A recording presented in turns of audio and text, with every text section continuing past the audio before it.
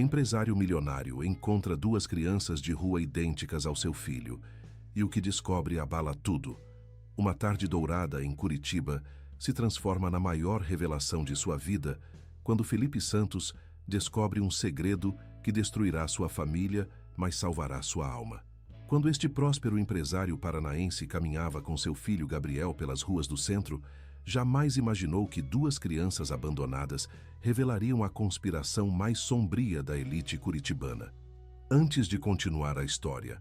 eu gostaria de pedir para você dar uma curtida nesse vídeo e se inscrever em nosso canal. Assim você nos ajuda a sempre ter uma história emocionante por aqui e não perde as nossas histórias. Não se esqueça também de me contar nos comentários de onde está assistindo. É uma alegria saber que minhas histórias chegam em tantos lugares diferentes. A tarde dourada de uma sexta-feira de setembro se estendia sobre Curitiba, como um manto de luz âmbar, banhando de tons quentes os prédios modernos do centro e as extensas áreas verdes que faziam da capital paranaense um exemplo mundial de planejamento urbano sustentável. O ar fresco do fim do inverno austral carregava consigo uma mistura única de aromas que definia a essência da cidade. O perfume delicado das cerejeiras em flor que adornavam as calçadas como confetes naturais. O cheiro reconfortante de pinhão assado que emanava dos carrinhos espalhados estrategicamente pelas esquinas movimentadas e aquela brisa limpa e revigorante que descia das montanhas da Serra do Mar, trazendo consigo promessas de primavera e renovação. Felipe Santos, de 35 anos, e herdeiro direto de um dos maiores e mais respeitados grupos empresariais do agronegócio paranaense, caminhava com passos medidos pelas calçadas históricas de pedra portuguesa do centro da cidade, mantendo um gripe firme, mas carinhoso na pequena mão de seu filho Gabriel, de 5 anos. Seu BMW blindado último modelo estava estacionado estrategicamente a algumas quadras de distância, protegido por seguranças discretos, mas um congestionamento absolutamente inesperado e monumental na tradicional Rua 15 de Novembro, a famosa Rua das Flores, os havia obrigado a abandonar o conforto e a segurança de seu veículo de luxo para fazer o trajeto final a pé por uma região urbana que Felipe normalmente evitava com cuidado quase obsessivo. Era um território que ele conhecia apenas de relances casuais, através das janelas polarizadas de seus carros, mas do qual sempre se mantivera a uma distância confortável e segura. As ruas onde a prosperidade econômica espetacular de Curitiba, conhecida mundialmente como cidade modelo, contrastava de forma brutal e desconcertante com a realidade crua e implacável dos esquecidos e marginalizados pelo suposto milagre do desenvolvimento econômico sul-brasileiro. Aqui, espremido entre vendedores ambulantes que ofereciam com gritos animados pastéis quentes recheados de queijo derretido e guaraná gelado em garrafas suadas de condensação, conviviam sem jamais se tocar dois universos paralelos e mutuamente excludentes: a Curitiba glamurosa dos cartões postais turísticos e guias de viagem e a Curitiba verdadeira e nua de quem enfrenta diariamente uma luta silenciosa e desesperada pela mera sobrevivência. O contraste era tão marcante que chegava a ser quase surrealista. De um lado, executivos bem vestidos em ternos sob medida caminhavam apressadamente falando ao celular sobre negócios milionários, e do outro, crianças de rua disputavam com pombos os restos de comida que caíam dos food trucks. Era como se duas realidades completamente diferentes ocupassem o mesmo espaço físico sem jamais se reconhecerem mutuamente. Gabriel, com seus grandes olhos verdes esmeralda, que havia herdado diretamente de sua mãe Marina,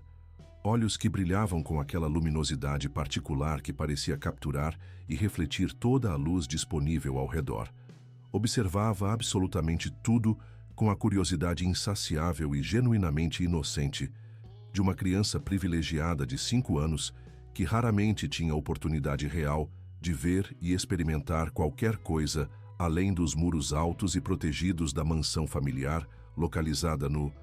exclusivo bairro Santa Felicidade, famoso por suas tradições gastronômicas italianas e suas residências luxuosas escondidas entre jardins exuberantes.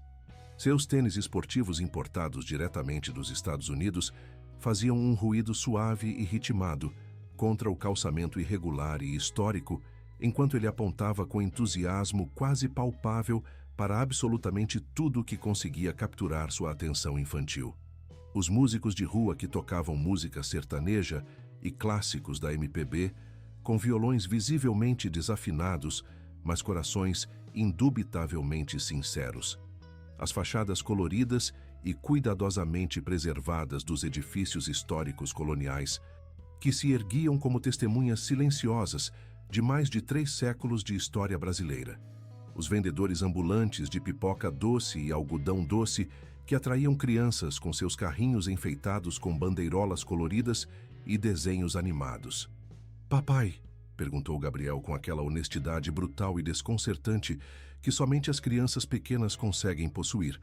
parando abruptamente seus passos diante de um pequeno grupo de moradores de rua que havia engenhosamente transformado um vão estreito entre 2 edifícios comerciais em um abrigo improvisado, mas surpreendentemente organizado. Por que essas pessoas escolheram morar em caixas de papelão e cobertores velhos? Não sentem frio durante a noite quando chove? Felipe sentiu imediatamente aquela pontada familiar e devastadora de dor emocional, misturada com uma culpa profunda e persistente que o acompanhava incansavelmente há exatos 5 anos, desde aquela madrugada terrível e inesquecível em que o destino implacável lhe arrebatou Marina de forma súbita e definitiva, deixando-o completamente sozinho e despreparado para enfrentar todas as complexidades emocionais, práticas e sociais de ser um pai, solteiro numa sociedade conservadora, que esperava dele simultaneamente a dureza inquestionável de um empresário bem-sucedido e a ternura natural e instintiva de uma mãe amorosa que simplesmente não estava mais presente para compartilhar essas responsabilidades. 5 longos e solitários anos haviam se passado lentamente desde a morte traumática de Marina durante o parto extremamente complicado que, paradoxalmente, trouxe Gabriel ao mundo.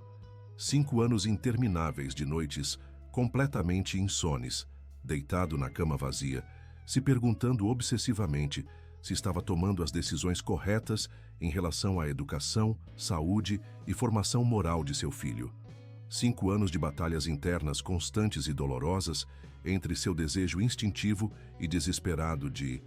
proteger o único filho que lhe restara de todos os perigos e crueldades do mundo exterior, e sua necessidade profunda e inadiável de honrar a memória e os valores da mulher que havia sido sua bússola moral e espiritual durante os 8 anos mais felizes de sua vida adulta. Marina havia sido infinitamente mais que apenas sua esposa e companheira. Ela representara literalmente sua consciência social desperta, a voz doce, mas inflexivelmente firme, que sempre lhe lembrava com paciência, mas determinação, que sua imensa fortuna familiar vinha necessária e inevitavelmente acompanhada de responsabilidades morais e sociais ineludíveis para com todos aqueles que tiveram consideravelmente menos sorte na loteria cósmica e aleatória do nascimento e das circunstâncias familiares. Era precisamente Marina quem sonhara apaixonadamente em usar os muitos milhões de reais da família Santos. Fortuna essa pacientemente acumulada e multiplicada durante 4 gerações consecutivas de notável sucesso empresarial no agronegócio paranaense, para construir e manter escolas rurais de qualidade em comunidades carentes e esquecidas pelo poder público, para criar e financiar centros de acolhimento e orfanatos que realmente funcionassem com dignidade e eficiência, para estabelecer e operar postos de saúde completamente gratuitos e bem equipados, dedicados especificamente ao atendimento das crianças mais vulneráveis e necessitadas de todo o estado do Paraná. Elas não têm casas com camas quentinhas e chuveiros como a nossa. Não é exatamente uma escolha livre, meu filho, respondeu Felipe, com uma voz inevitavelmente carregada de melancolia profunda e uma tristeza que ele tentava inutilmente esconder de Gabriel, abaixando-se cuidadosamente até ficar na mesma altura dos olhos verdes confiantes que o fitavam com aquela fé absoluta e inabalável que somente uma criança pequena pode depositar em seu pai. Algumas pessoas simplesmente não tiveram a mesma sorte tremenda que nós dois tivemos na vida. Nasceram em famílias que não puderam cuidar adequadamente delas por falta de recursos ou conhecimento, ou perderam tragicamente seus pais ainda muito pequenas, ou simplesmente o mundo foi cruelmente injusto com elas de maneiras que não conseguimos compreender completamente. Por isso sua mãe sempre dizia com tanta convicção que aqueles que nasceram com muito têm a obrigação moral de ajudar generosamente aqueles que não tiveram absolutamente nada. Felipe era fundamentalmente um homem definido e moldado por 3 características marcantes e indeléveis que permeavam cada aspecto de sua personalidade complexa e cada decisão importante que tomava na vida. Primeiro, uma determinação absolutamente férrea e inquebrantável que havia herdado geneticamente e culturalmente de 4 gerações consecutivas de empresários visionários e bem-sucedidos do agronegócio que construíram metodicamente o poderoso império comercial Santos desde os primórdios da colonização alemã organizada do interior do Paraná, transformando ao longo de décadas uma modesta cooperativa de imigrantes trabalhadores em uma corporação multinacional respeitada que exportava soja, milho e outros produtos agrícolas para literalmente dezenas de países espalhados por todos os continentes. Segundo,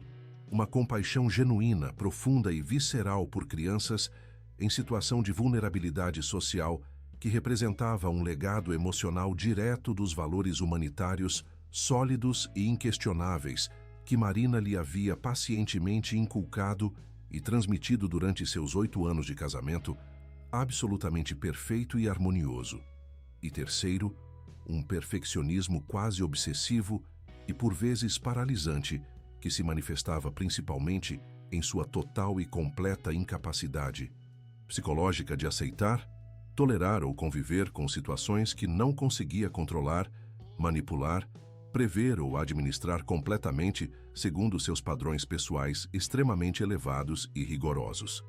Seu conflito interno mais doloroso, persistente e corrosivo era precisamente a batalha emocional diária entre 2 impulsos psicológicos igualmente poderosos, válidos e aparentemente irreconciliáveis que disputavam constantemente o controle de suas ações e decisões. De um lado, sua necessidade desesperada, instintiva e absolutamente compreensível de proteger o único filho que lhe restara no mundo, mantendo-o seguro dentro de uma bolha dourada e impenetrável de segurança física e emocional que o isolasse completamente de todos os perigos reais ou imaginários do mundo exterior.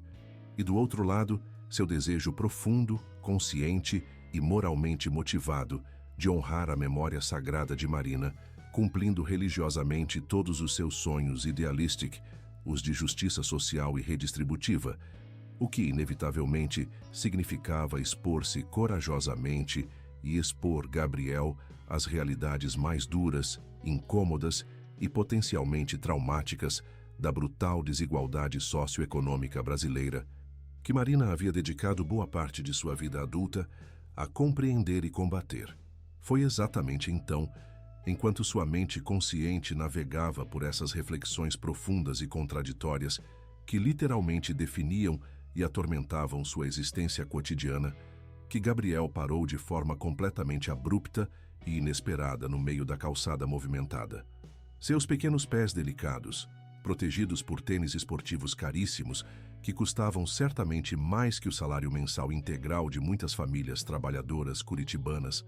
se plantaram firmemente no chão de pedra como se tivessem subitamente criado raízes profundas e invisíveis.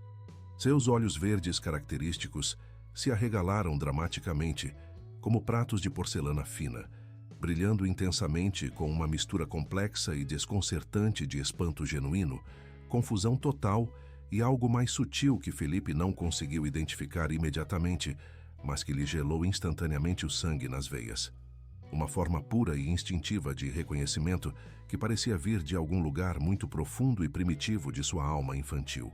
"Papai!", murmurou Gabriel com uma voz que de repente soava estranhamente muito mais velha, sábia e carregada de significado que seus meros 5 anos de idade poderiam justificar. Aqueles meninos ali, eles são exatamente iguais a mim. Como isso é humanamente possível? É como se eu estivesse olhando para um espelho mágico, mas eles estão lá do outro lado, e eu estou aqui do meu lado. Com o coração disparando subitamente como os tambores frenéticos de uma bateria de escola de samba durante o carnaval, Felipe seguiu mecanicamente a direção exata do pequeno dedo trêmulo de Gabriel. O que seus olhos registraram o atingiu com toda a força devastadora de um soco, perfeitamente certeiro e inesperado no plexo solar, deixando-o completamente sem ar nos pulmões e fazendo com que todo o mundo familiar, controlado e meticulosamente organizado que ele havia construído tão cuidadosa e obsessivamente durante 5 anos inteiros, começasse a desmoronar e se fragmentar de forma aparentemente irreversível. Ali, estrategicamente posicionados entre pilhas desordenadas e mal cheirosas de sacos plásticos de lixo que transbordavam abundantemente de contêineres metálicos enferrujados e há muito tempo esquecidos pelos serviços municipais de limpeza urbana, repousando sobre um colchão visivelmente imundo, rasgado e manchado que havia claramente conhecido dias muito melhores, provavelmente há várias décadas, dormiam placidamente 2 crianças pequenas e magras, abraçadas uma na outra como filhotes. De animais selvagens em busca desesperada de calor corporal e proteção emocional mútua, contra um mundo adulto cruel e indiferente que os havia abandonado completamente antes mesmo que tivessem idade suficiente para compreender minimamente o significado real e as implicações devastadoras da palavra abandono. Mas definitivamente não eram crianças quaisquer ou ordinárias que poderiam ser facilmente ignoradas ou esquecidas por transeuntes apressados. A semelhança física absolutamente perfeita com Gabriel era tão extraordinária, tão matematicamente impossível de explicar através de mera coincidência genética aleatória, que Felipe sentiu literalmente a própria realidade objetiva se fragmentar e distorcer ao seu redor como um espelho atingido por um martelo pesado. Os traços faciais dos 2 meninos eram rigorosamente idênticos até o último detalhe microscópico. Exatamente o mesmo nariz, ligeiramente arrebitado, que dava a Gabriel aquele ar simultaneamente aristocrático e travesso. Precisamente, os mesmos olhos verdes luminosos em formato de amêndoa. A mesma linha delicada e perfeitamente arqueada das sobrancelhas expressivas. A mesma curva sensual e característica dos lábios que formavam aquele sorriso particular e irresistível que derretia o coração de Felipe toda vez que o via estampado no rosto de seu filho. Mas a similaridade ia dramaticamente além da mera aparência física superficial e se estendia para territórios muito mais profundos e perturbadores da identidade pessoal. Mesmo dormindo em posições vulneráveis e completamente inconscientes, os 2 meninos exibiam exata e naturalmente os mesmos gestos corporais inconscientes, os mesmos tiques nervosos e os mesmos padrões de movimento que Felipe havia observado meticulosamente e catalogado mentalmente em Gabriel, desde que ele era um recém-nascido indefeso. A forma particular e única de inclinar a cabeça ligeiramente para a esquerda quando estavam em sono profundo, o modo específico e característico de curvar os dedos delicados quando suas mãos pequenas repousavam completamente relaxadas. Até mesmo a maneira rítmica e distintiva de respirar, que se tornava progressivamente mais profunda e pausada quando se encontravam nas fases mais restauradoras do ciclo do sono. Rafael e Daniel, como posteriormente se apresentariam com uma formalidade tocante e quase adulta, que contrastava dolorosamente com seu estado evidente de abandono social,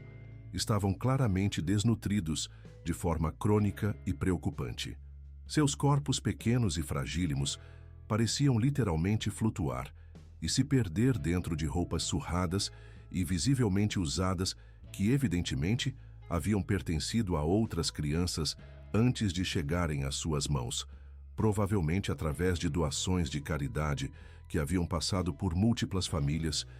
e incontáveis histórias de desesperança econômica antes de finalmente chegarem a cobrir seus corpinhos vulneráveis e desprotegidos. Suas bochechas pequenas estavam visivelmente encovadas e afundadas pela ausência crônica de alimentação adequada e nutritiva, e seus braços e pernas finos como gravetos mostravam aquela magreza característica e alarmante de crianças que conheceram a fome real e persistente como companheira constante e indesejada desde as idades mais tenras e formativas de suas vidas curtas. Mas mesmo em seu estado lamentável de abandono social e desnutrição física,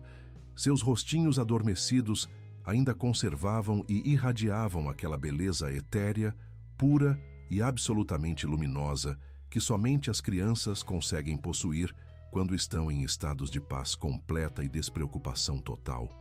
e quando se mexiam inquietos em seus sonhos, murmurando palavras incompreensíveis em línguas inventadas do subconsciente.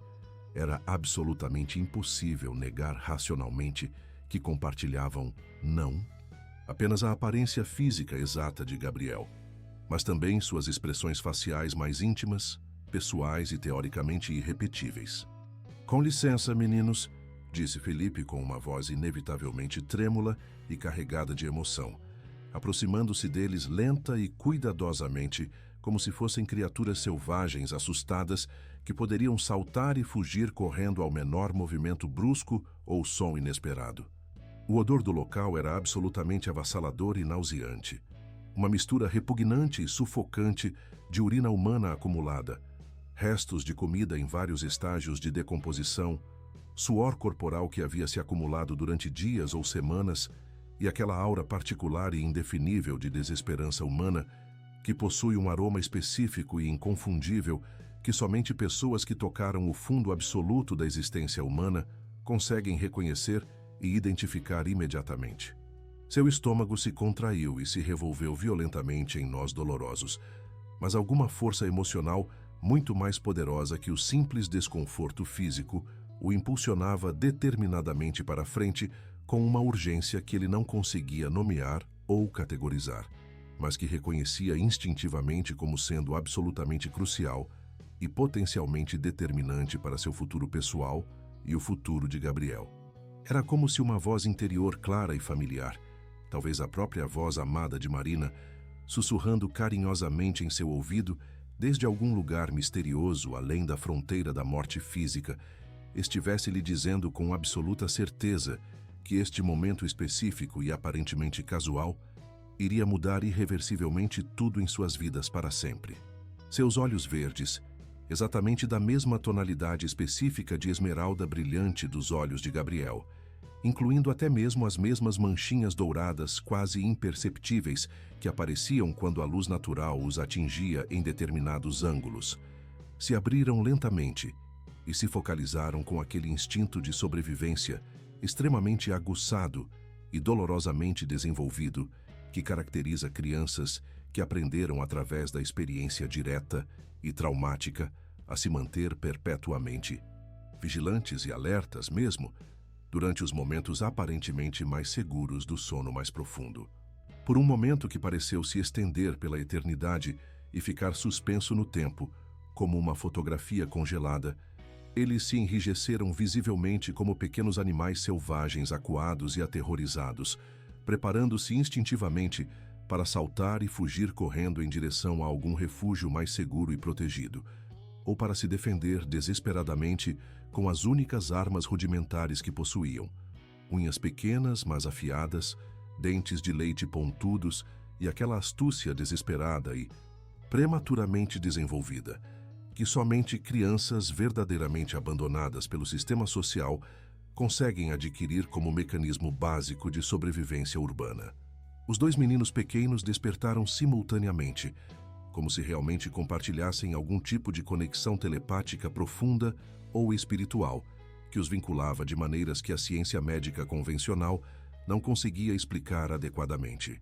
Mas quando seus olhares infantis se posaram curiosos em Gabriel, que permanecia parado ao lado de Felipe, com uma expressão de total estupefação e reconhecimento, algo absolutamente extraordinário e quase mágico aconteceu diante dos olhos incrédulos do empresário. Os três meninos se entreolharam fixamente durante um silêncio denso e carregado de significado oculto, que pareceu se estender indefinidamente. Um silêncio tão profundo e concentrado que até mesmo os ruídos constantes e familiares da cidade movimentada, o tráfego incessante de veículos, as vozes animadas dos vendedores ambulantes, o rumor perpétuo e indistinto da vida urbana, pareceram gradualmente desvanecer e se transformar em um sussurro distante e quase inaudível. Era precisamente como se cada um dos 3 meninos tivesse encontrado subitamente, e contra todas as probabilidades estatísticas imagináveis, a peça exata que faltava em um quebra-cabeças existencial complexo que eles nem sequer sabiam conscientemente que estava incompleto. Como se o próprio universo tivesse estado pacientemente aguardando este momento específico e aparentemente casual para finalmente revelar um segredo cósmico que havia sido cuidadosamente guardado e protegido durante vários anos. Não era simplesmente reconhecimento mútuo casual ou curiosidade infantil natural. Tratava-se claramente de algo infinitamente mais profundo, primitivo e misterioso que desafiava qualquer explicação racional ou científica. Gabriel, movido por um impulso emocional que parecia emergir de algum lugar muito mais profundo que sua consciência desperta ou seus processos de pensamento racional, soltou espontaneamente a mão protetora de Felipe, sem nem mesmo se dar conta do que estava fazendo, e deu um passo pequeno, mas decidido e corajoso, em direção aos 2 meninos desconhecidos. Os garotos de rua, por sua vez, se levantaram lenta e graciosamente de seu colchão improvisado, sem jamais desgrudar seus olhos fascinados do rosto familiar de seu duplo perfeito, movendo-se com aquela graça natural e espontânea que somente as crianças conseguem demonstrar quando algo as fascina e hipnotiza completamente. "Eu sou Rafael", sussurrou o maior dos 2,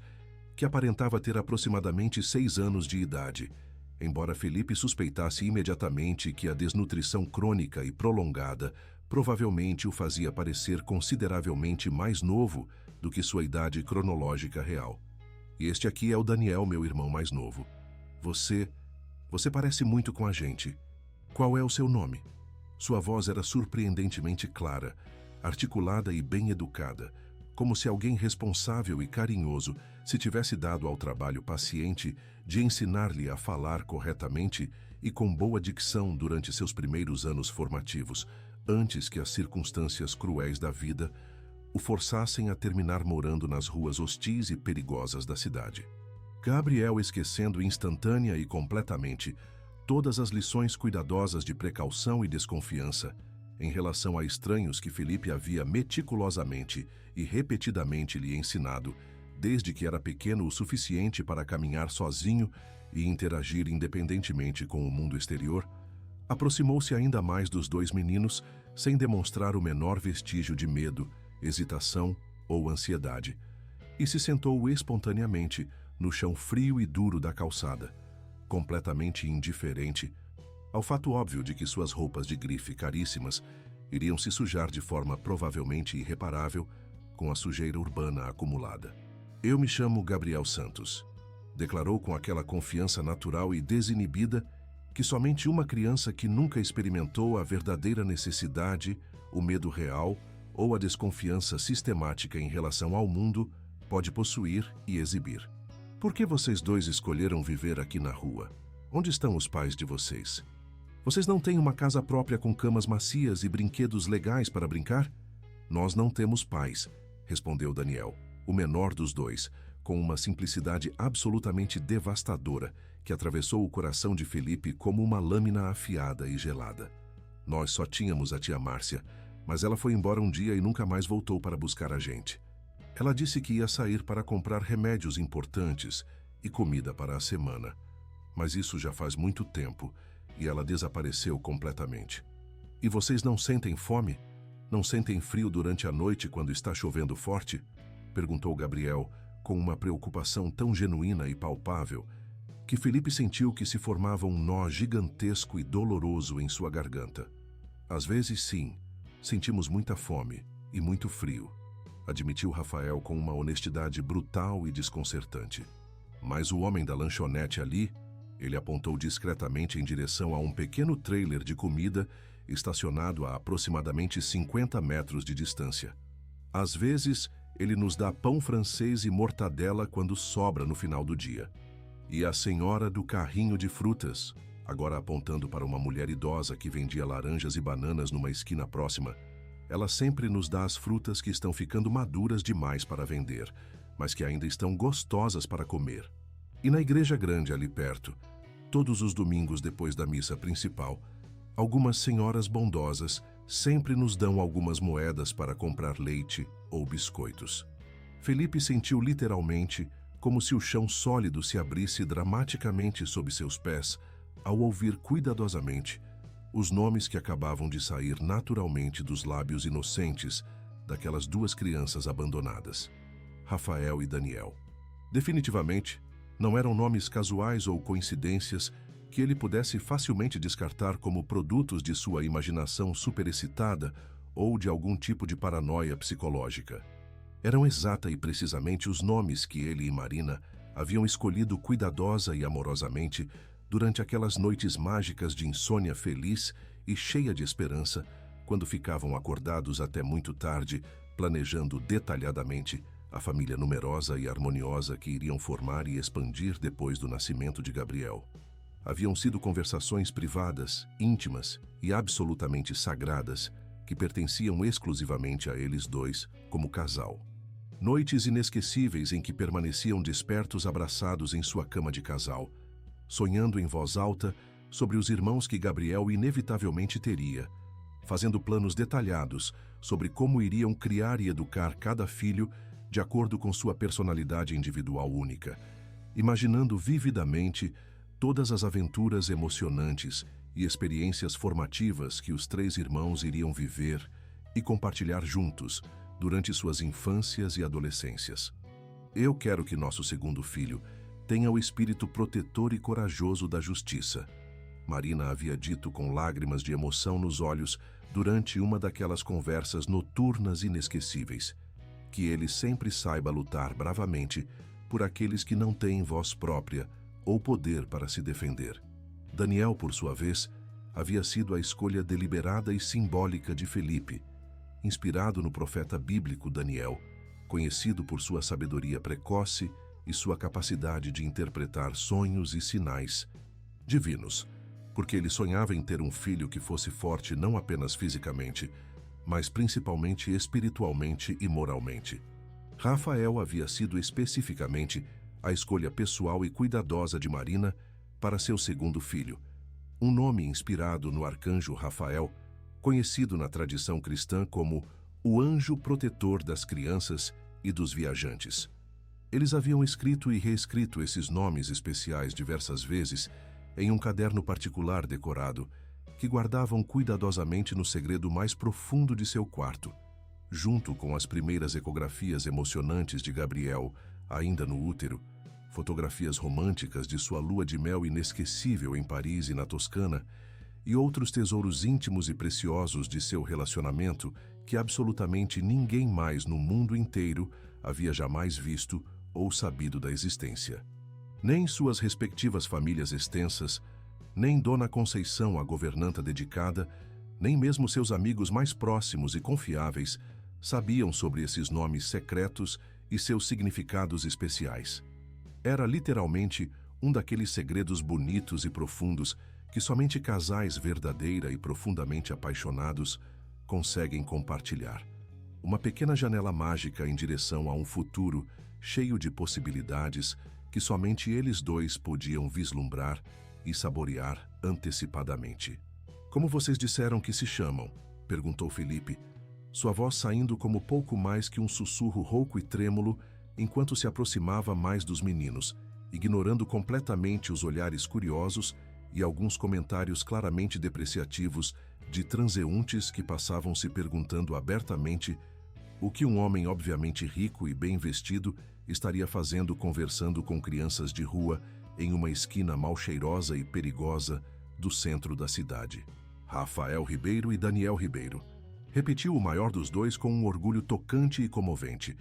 como se esses nomes fossem literalmente as únicas posses valiosas que ainda restavam em todo o mundo. A tia Márcia sempre nos contava que eram nomes muito importantes e especiais,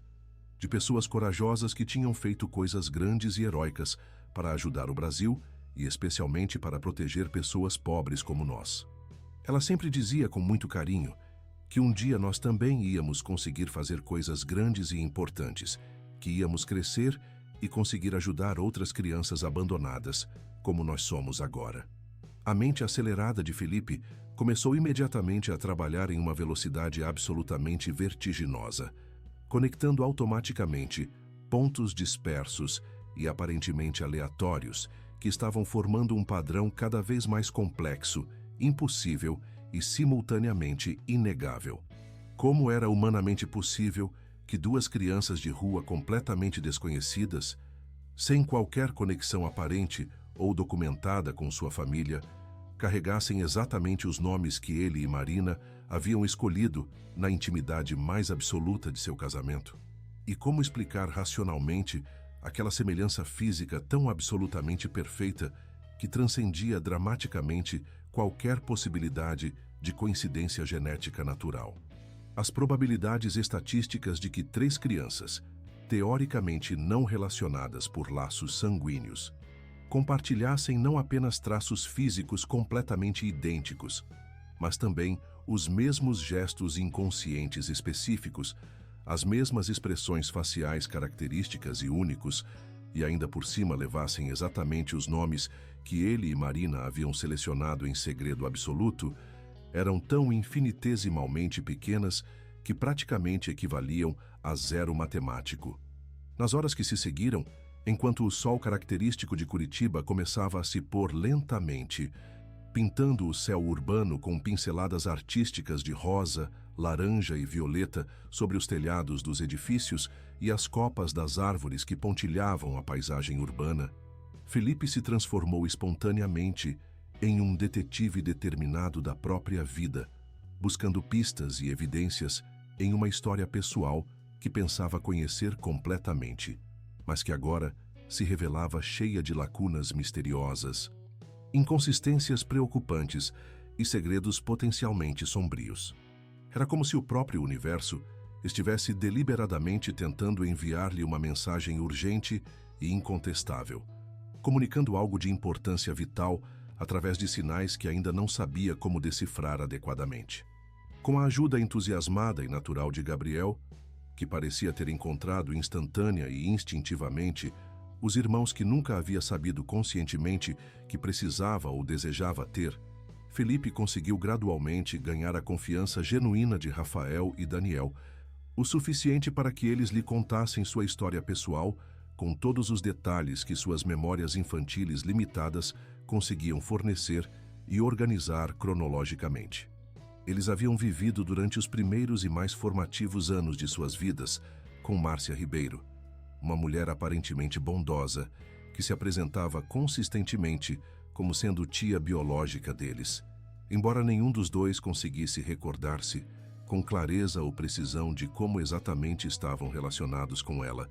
geneticamente ou através de qual lado da família. A moradia era uma casa pequena, mas sempre limpa e bem organizada, localizada no bairro de classe trabalhadora conhecido como Cidade Industrial, uma região onde as famílias trabalhadoras lutam diariamente para manter sua dignidade intacta, apesar das dificuldades econômicas constantes. Márcia havia sempre sido carinhosa e maternal com eles, mas simultaneamente sempre muito misteriosa e evasiva em relação ao passado dos meninos e às circunstâncias específicas que os haviam trazido para sob seus cuidados, limitando-se a dizer apenas que seus pais biológicos haviam falecido tragicamente em um acidente de carro quando eles ainda eram bebês indefesos e que ela os havia acolhido por amor cristão e senso de responsabilidade familiar. Exatamente 3 meses atrás, em um dia aparentemente comum que havia começado exatamente como todos os outros dias anteriores, Márcia havia saído de casa pela manhã dizendo calmamente que precisava ir até a farmácia para comprar medicamentos importantes para Daniel, que havia estado tossindo persistentemente durante várias noites, e também precisava fazer compras de alimentos para a semana inteira. Ela havia dado um beijo carinhoso na testa de cada um dos meninos, Havia recomendado que se comportassem bem e brincassem quietos durante sua ausência, e havia prometido solenemente que estaria de volta antes da hora do jantar para preparar a comida favorita deles. Essa foi literalmente a última vez que qualquer pessoa os viu juntos. Os meninos aguardaram pacientemente e confiantes durante uma semana inteira e angustiante, sobrevivendo com as poucas bolachas salgadas e o resto do leite que ainda restavam na geladeira pequena, racionando cuidadosamente a água da torneira e perguntando-se ansiosamente a cada hora que passava se aquele seria finalmente o momento abençoado em que ouviriam o som familiar da chave de Márcia girando na fechadura da porta da frente. Quando a comida finalmente acabou completamente e eles começaram a sentir aquela fome desesperante e dolorosa que faz o estômago se contrair em nós agonizantes, alguns vizinhos bem-intencionados finalmente se deram conta da situação preocupante. Mas em vez de oferecer ajuda concreta ou tentar localizar Márcia através de outros parentes ou conhecidos, a proprietária da casa havia aparecido impiedosamente no 8º dia de abandono, exigindo agressivamente o pagamento imediato do aluguel que estava atrasado há 2 meses.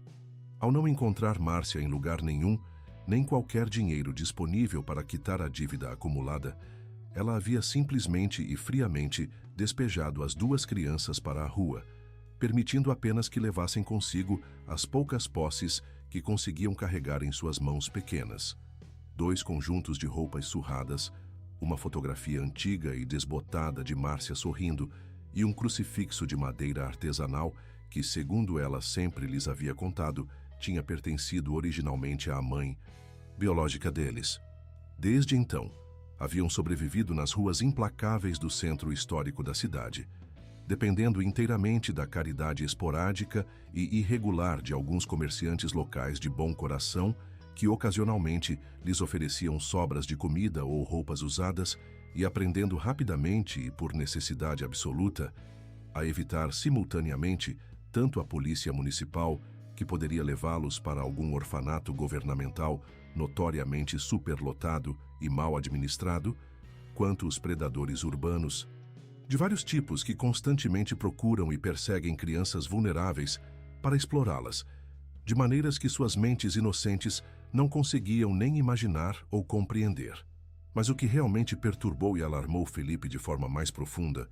foi precisamente aquilo que os meninos conseguiam se lembrar sobre seu passado mais remoto e nebuloso,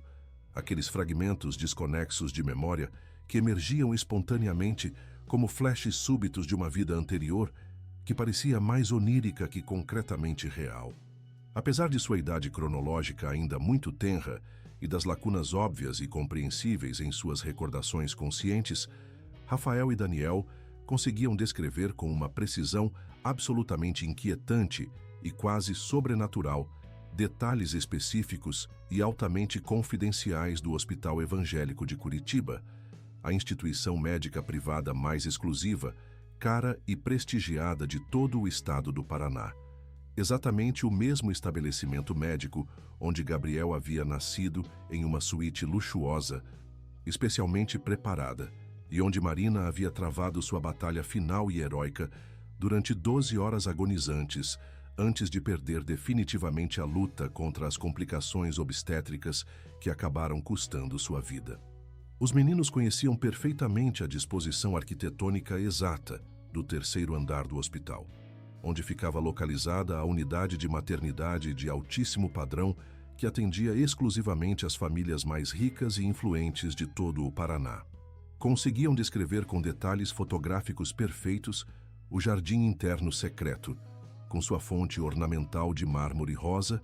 e os murais artísticos originais que somente os pacientes das suítes privadas mais caras podiam contemplar através de suas janelas panorâmicas especiais.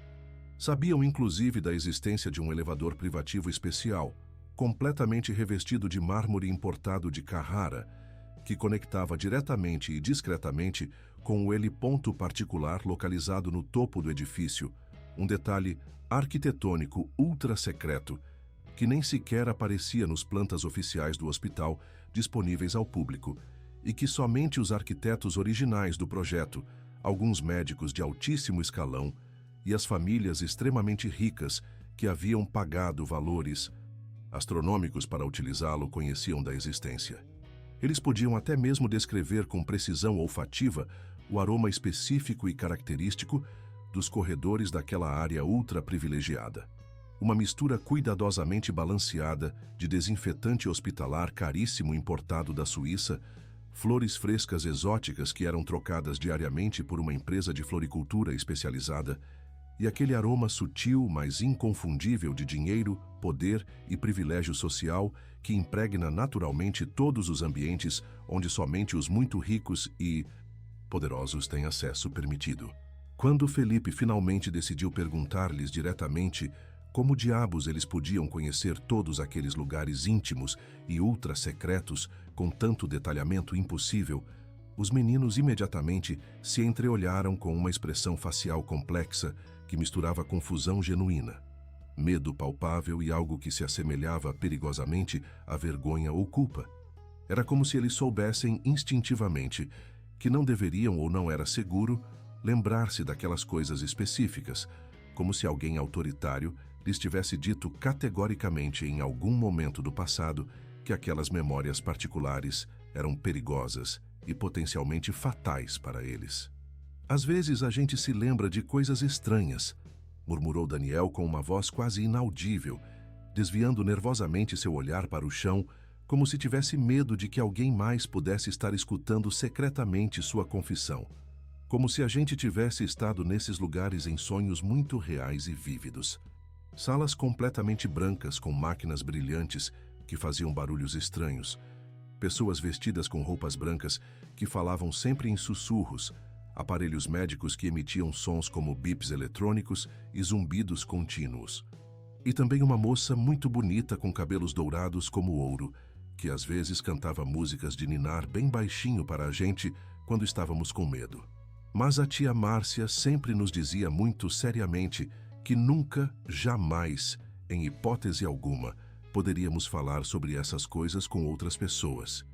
acrescentou Rafael rapidamente, com a expressão assustada de uma criança que sabe perfeitamente que está revelando um segredo expressamente proibido e potencialmente perigoso.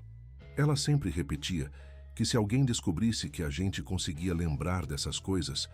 pessoas muito más e poderosas poderiam vir nos buscar e nos levar para muito longe, e que eles iriam nos separar para sempre, e a gente nunca mais se veria na vida. A primeira revelação menor, mas absolutamente não menos impactante por causa disso, chegou quando Felipe tomou a decisão de levar os dois meninos para jantar no Madalosso, um dos restaurantes italianos mais tradicionais e respeitados de todo Curitiba, localizado no coração do bairro Santa Felicidade. Enquanto aguardavam pacientemente que chegassem os pratos, polenta cremosa com molho de tomate caseiro, lasanha de berinjela e suco de uva integral, ele aproveitou para fazer perguntas cuidadosas sobre suas preferências pessoais, gostos individuais e pequenas manias, tanto tentando conhecê-los melhor como pessoa, quanto buscando discretamente mais indícios sobre as coincidências absolutamente impossíveis que pareciam se multiplicar exponencialmente a cada hora que passava. As respostas que recebeu foram como punhaladas emocionais diretas de familiaridade devastadora, que o deixaram literalmente sem palavras e sem reação. Rafael demonstrava adorar polenta com queijo parmesão extra ralado na hora, exatamente a mesma combinação gastronômica específica e peculiar que Gabriel pedia obsessivamente toda vez que visitavam qualquer restaurante italiano. Daniel praticamente se iluminava de alegria ao falar sobre sua paixão pelas cores azul celeste e amarelo ouro, exatamente a mesma combinação cromática que Gabriel havia escolhido espontaneamente para redecorar completamente seu quarto quando fizera 4 anos, uma escolha estética que havia parecido tão pessoal e instintiva na época que Marina havia comentado emocionada que aquela preferência cromática revelava algo muito profundo e único sobre a personalidade artística em desenvolvimento de seu filho. Ambos os meninos mencionaram com entusiasmo palpável que adoravam passar horas montando quebra-cabeças complicados, construindo castelos elaborados e cidades imaginárias. Exatamente o mesmo tipo de passatempo obsessivo e detalhista que havia caracterizado Gabriel desde aproximadamente os 2 anos de idade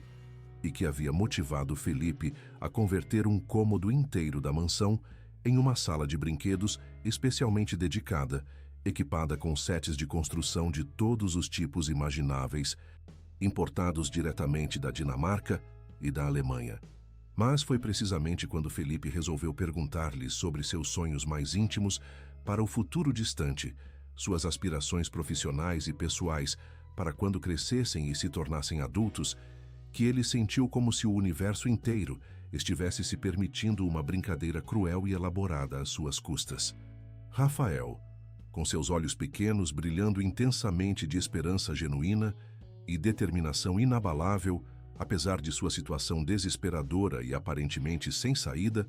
declarou sem a menor hesitação que seu maior sonho na vida era se tornar médico pediatra para poder ajudar todas as crianças doentes que não têm dinheiro suficiente para comprar remédios caros ou pagar consultas particulares. Daniel, não ficando nem um pouco atrás em especificidade e detalhamento de seus planos futuros, completou: "Eu quero me tornar arquiteto social para poder projetar e construir casas bonitas, seguras e aconchegantes para todas as pessoas pobres que são obrigadas a viver na rua ou em favelas perigosas como nós estamos vivendo agora."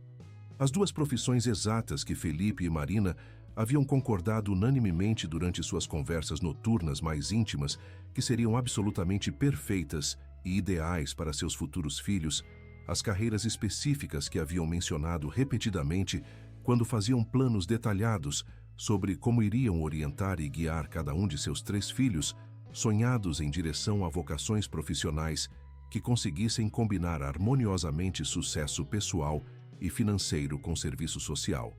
Significativo e impactante. Valores fundamentais que Marina considerava absolutamente essenciais e inegociáveis para qualquer herdeiro da considerável fortuna familiar dos Santos. Casas com jardins grandes onde as crianças possam brincar sem qualquer perigo ou medo. Medicina pediátrica especializada e arquitetura com foco social. Muito obrigado por chegar até aqui. Esperamos que a história de Felipe, Gabriel, Rafael e Daniel tenha emocionado você profundamente. Se gostou, não se esqueça de se inscrever no canal e deixar um gostei no vídeo. Isso nos ajuda muito. Todos os dias trazemos novas histórias emocionantes sobre família, superação e o poder transformador do amor verdadeiro, então fique à vontade para explorar e encontrar a sua favorita. E claro, queremos saber sua opinião.